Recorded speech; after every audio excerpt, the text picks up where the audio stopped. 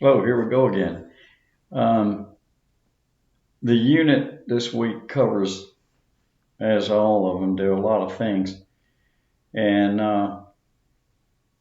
loneliness is the highlight of in-class discussion. For those of you who are online, just pay particular attention to the whole unit. You may want to read it all, but pick one that you are particularly interested in to use as your discussion topic.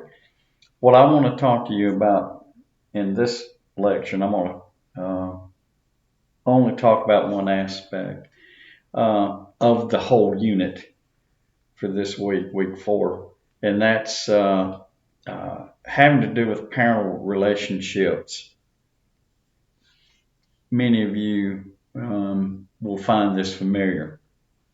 I'm going to run over some counseling techniques or at least some counseling considerations. Excuse me, and then I'm going to name for you some parenting styles, etc. So this might get a little bit lengthy. I'll try to keep it short as usual. So parental or parent adolescent relationships. Let's call it that. How's that sound? And how do we help with that? I like that your textbook offers this information to you. Let me caution you that you can't you can't take a counseling session and pigeonhole it into one particular approach. I think I've mentioned that before. You have to quote read the room. You have to see what the needs are, and that comes through the interviews and their presentation of what their problem is. So when you hear these things that I would be talking to you about, and in other weeks as well, don't think these are absolutes. You will have to find what works for that particular session, that particular client. So with that, all that in mind, let's begin with some counseling considerations. I think is a good way to put it. Child comes to you, maybe the parent comes, maybe the both probably, and they're going to tell you that there's a struggle. They're going to have a problem with either father, mother, or both, depending on the home situation. Many single parent families out there now. And you're going to be asked to do certain things, maybe not directly, maybe not even using the wording that you might think they should use, but you have to hear what the spirit of it is. So, your initial approach will be to provide comfort. You have to understand that, uh, God, this is a stretch. I'm going to use it anyway. Most teenagers love and resent their parents at the same time. How can you do that? Well, it depends on the situation at the moment. If the parent is offering a protective kind of a setting in a stressful circumstance, then that's a loving situation. But if the adolescent thinks that they're prying, that can be destroyed. I hope that makes sense. So they can resent a parent's loving approach to something because of the way they perceive it. This is my business, or whatever their attitude might be. So they struggle with ambivalency. Uh, and this is where you come in. You have to discuss what is um, what is the meaning of what the parent is doing.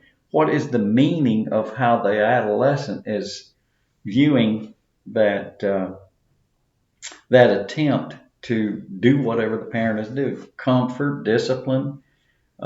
Pick one. Pick any from the universe of things that are out there. So um, the point being, you can't look at a situation with the lens of not understanding that perceptions play a large role. How resentful would a teenager be if they think their their choice in the way of doing something is the proper way, and the parent, having more knowledge, having been on the planet longer, may see the flaws in that, and then they approach their teen and they say, no, this isn't the way you should go about this, and that can cause resentment. I hope that makes sense. I'm trying to make it simple because this gets very complicated. Uh, One thing you need to do is understand family origins.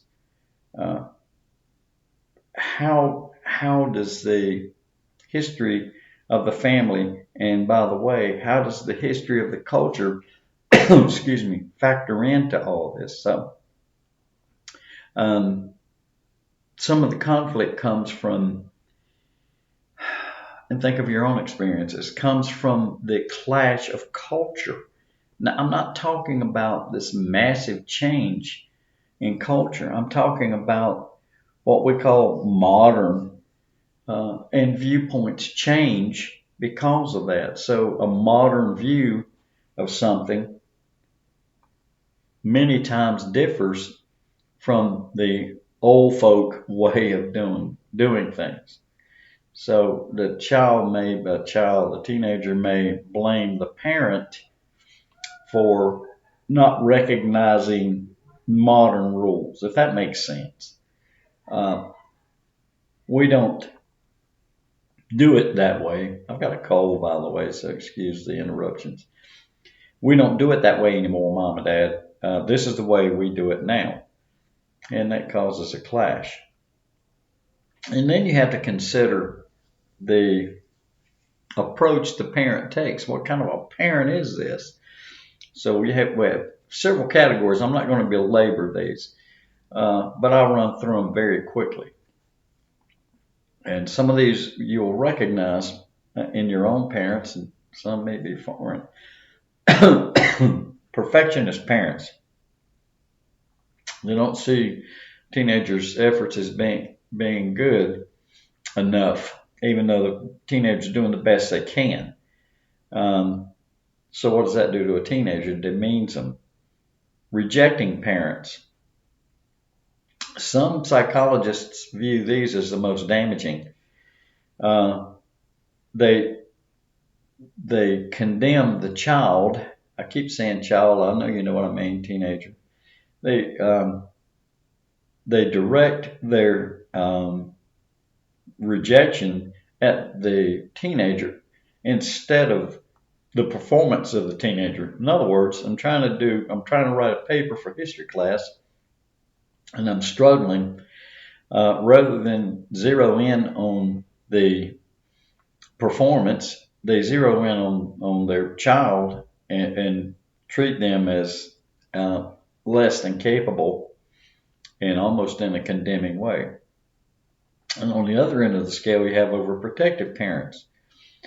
Uh, I think the modern term, probably not so modern anymore, is helicopter, uh, trying to rule everything that a child does. Hovering is where that comes from. Just in case you didn't know, helicopters hover, hovering around.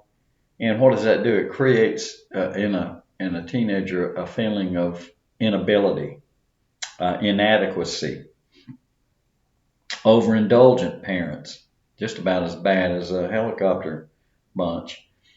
Um, Overindulgent parents are in the realm of permissive. We call that permissive indulgent, and they will allow almost anything to go on without condemnation based on their perception of loving their child. So you can go get locked up, I'll come and bail you out, kind of an attitude. Do anything you want to do because I love you. This is terrible. There's no rule setting at all. There's a lot of rule breaking. And over permissive parents in the same category. Free environment, do what you want to do. Again, it's because I love you so much. What's the end result of that? The teenager doesn't learn the rules. They become overindulgent themselves. They become over permissive parents themselves in a lot of cases. It's not conducive to good interpersonal skills. They really don't know how to interact with others. And we have severe parents. We call these authoritarian parents. Harsh, excessive, punishment is excessive. A lot of times it leads to rebellion on the part of a teenager because they're striking out against this authority. It's not fair. I hate to say it, but being a former Marine Corps parents are often that kind of a parent, an authoritarian parent, because that's the background they come from. Marine Corps is a very authoritarian branch of service, and parents, one or both parents may be Marines, and this leads to this severity of parenting, high punishment thresholds. Inconsistent parents. Kids need rules, and they need consistent rules. So let me give you an example that's very, very well known inside and outside of psychology. You set rules at home. Let's use bedtime. Bedtime's 9 o'clock. Okay? So they're going over to Grandma and Grandpa's for the weekend, and Grandma and Grandpa don't have to worry about your rules. And they say, well, now you can stay up with us. We're going to stay up and watch this late movie. Well, that's an inconsistency. So what happens? They come home, it's bedtime. Well, Grandma and Grandpa lets us stay up 2 in the morning. I know that's minor, but it's an inconsistency. It's a breakdown in the rule system. You need to establish rules for teenagers, because otherwise they learn how to manipulate you.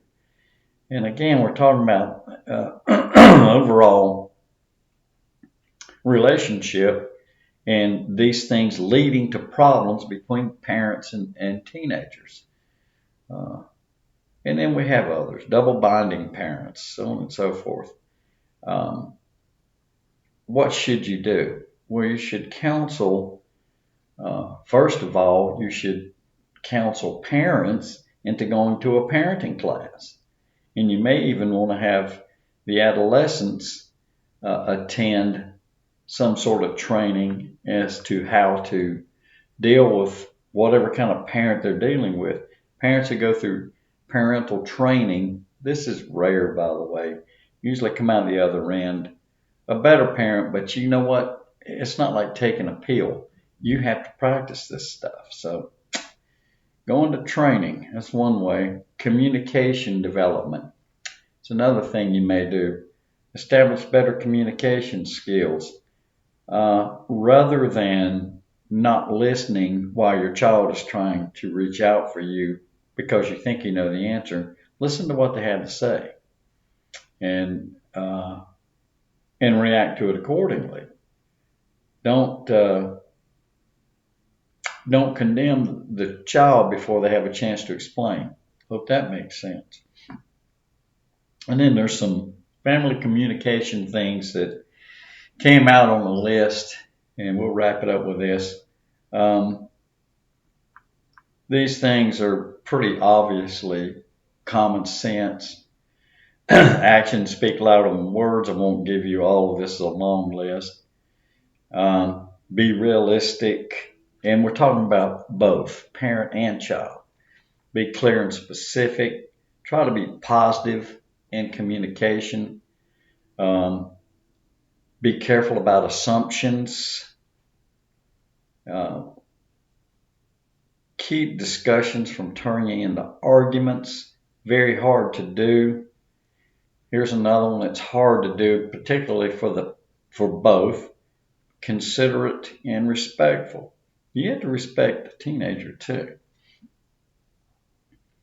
Don't preach and don't lecture. Ask questions. That's an authoritative parent. It's the best kind of parenting style there is. Don't nag. And probably the most important on both sides is listen without defensive things kicking in.